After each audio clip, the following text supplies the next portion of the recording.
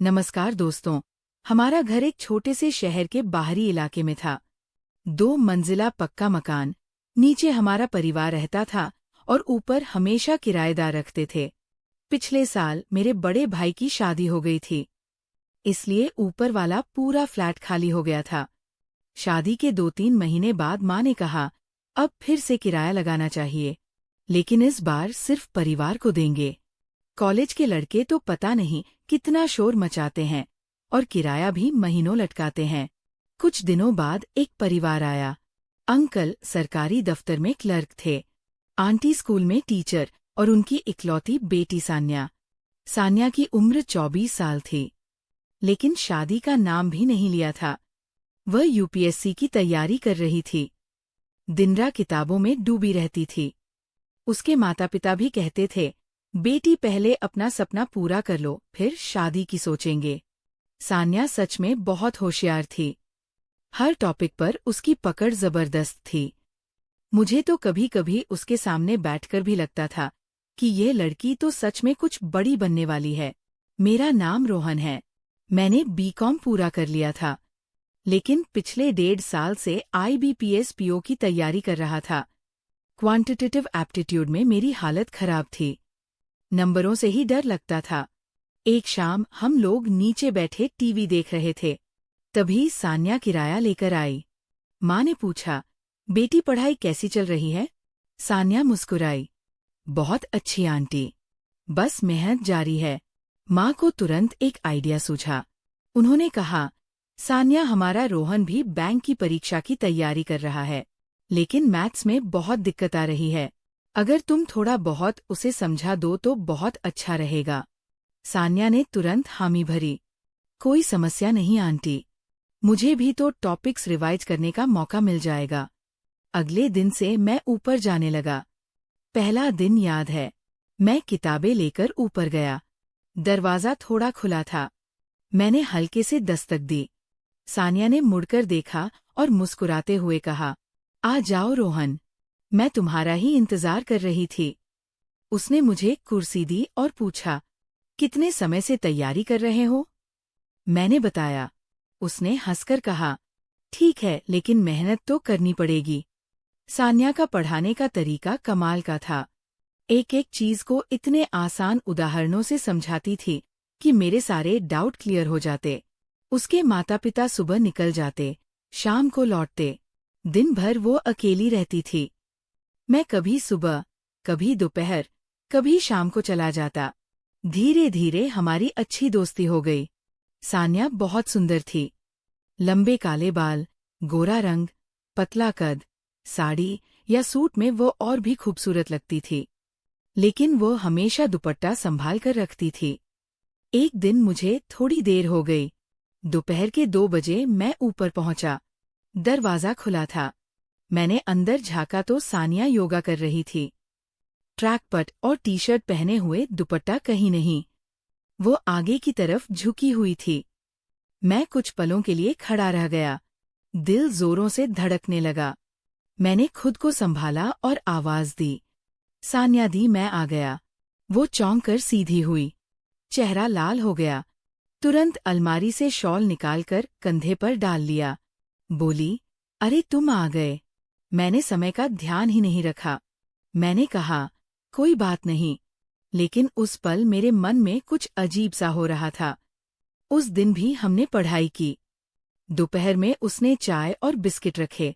4 बजे उसने कहा, मुझे स्टेशनरी की दुकान से कुछ चीजें लानी है, लेकिन बहुत आलस आ रहा है। मैंने कहा, चलो मैं स्कूटर पर ले चलता हूँ।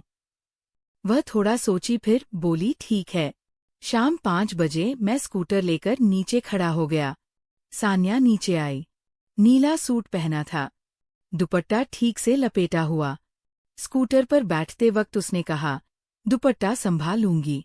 रास्ते में गड्ढे थे। स्कूटर पुराना था।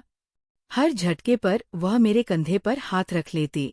वापसी में वह थोड़ी ज्यादा पास आ गई थी। उसके शरीर का हल्का स्पर्श मेरी पीठ को छू रहा था। मन में तूफान उठने लगा था। घर पहुंचकर उसने थैंक यू कहा और ऊपर चली गई। मैं रात भर सो नहीं पाया। बार बार वही पल याद आ रहा था। मैं खुद से कह रहा था, रोहन, ये क्या सोच रहे हो? वो तुम्हारी दीदी जैसी है। अगले दिन मैंने 10 बजे पहुंचकर देखा। वो कुर्सी पर बैठी थी, दुपट्टा कंधे पर। पढ़ाई शुरू हुई। थोड़ी देर बाद उसने कहा, आज डाटा इंटरप्रिटेशन का बार ग्राफ समझाओ ना। मैंने कहा, ठीक है। मैं उसके पास पलंग पर बैठ गया। उसने ग्राफ बनाने की कोशिश की, लेकिन गलतियां हो रही थी। मैंने उसके हाथ में पेंसिल पकड़ाई और कहा, इस तरह। जैसे ही मैंने उसके हाथ को गाइड किया, मेरी कोहनी उसके कंधे से टकराई। मैंने कोशिश की कि ध्यान ना जाए, लेकिन शरीर पर काबू नहीं था। पेंसिल की नोक टूट गई। मैंने कहा, रुको, नई ले आता हूँ। किचन में पानी पीने गया, लेकिन दिल की धड़कन रुकने का नाम नहीं ले रही थी। वापस आया तो उसने नई पेंसिल तैयार कर ली थी। फिर वहीं हाथ पकड़कर ग्राफ। इस बार मेरी उंगलियां उसकी उंगलियों में फंस गई। उसकी सांसें तेज हो गई। मैंने धीरे से उसकी तरफ देखा। उसकी आंखें बंद थी। मैंने अनजाने में उसके हाथ को हल्का दबाया। वो धीरे से बोली, रोहन प्लीज। लेकिन उसकी आवाज में कोई विरोध नहीं था। अगले पल हम दोनों एक दूसरे के करीब आ गए। मैंने उसे हल्के से गले लगा लिया, उसके माथे को चूम लिया। कुछ सेकंड बाद ही हमें होश आया।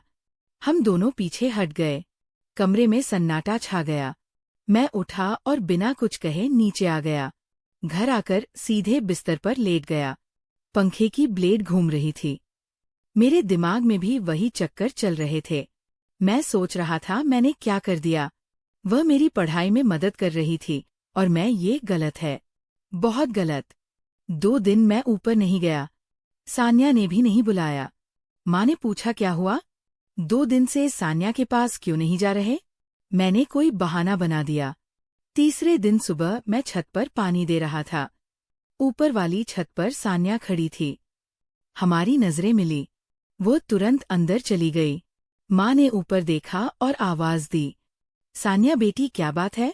पढ़ाई बंद क्यों? सान्या ने झिझकते हुए कहा, नहीं आंटी, बस थोड़ा व्यस्त हूँ। माँ ने मुझे देखा। मैंने कहा, मैं अभी जाता हूँ। मेरी किताबें ऊपर ही रह गई थी। मैं ऊपर गया। सान्या पढ़ रही थी। मैं चुपचाप बैठ गया। कुछ देर बाद मैंने कहा, सान्या, उस दिन के लिए सॉरी। वो मुस्कुराई, लेकिन आंखें नीची थी। बोली, कोई बात नहीं रोहन, जो हुआ वो गलती थी। अब भूल जाओ। सिर्फ पढ़ाई पर ध्यान दो। उसकी बात सुनकर मुझे थोड़ा हल्का लगा, लेकिन मन में अपराध बोध बना रहा। फिर भी हमने पढ़ाई जारी रखी।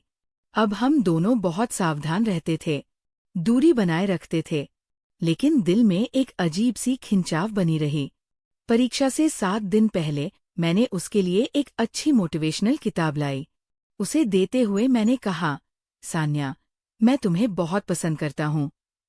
उम्र में छोटा हूँ, लेकिन दिल से बड़ा प्यार है।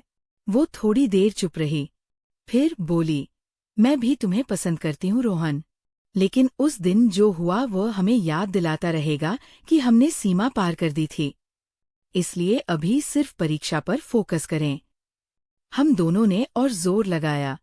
परीक्षा दी। दोनों पास हो गए।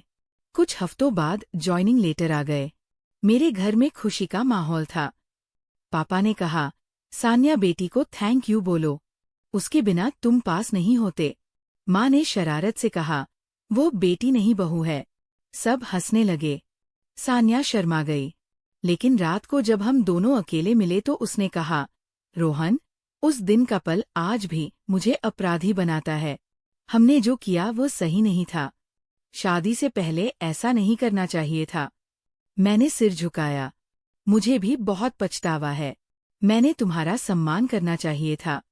हम दोनों ने फैसला किया कि अब हम सही रास्ते पर चलेंगे। परिवार को सब बता दिया।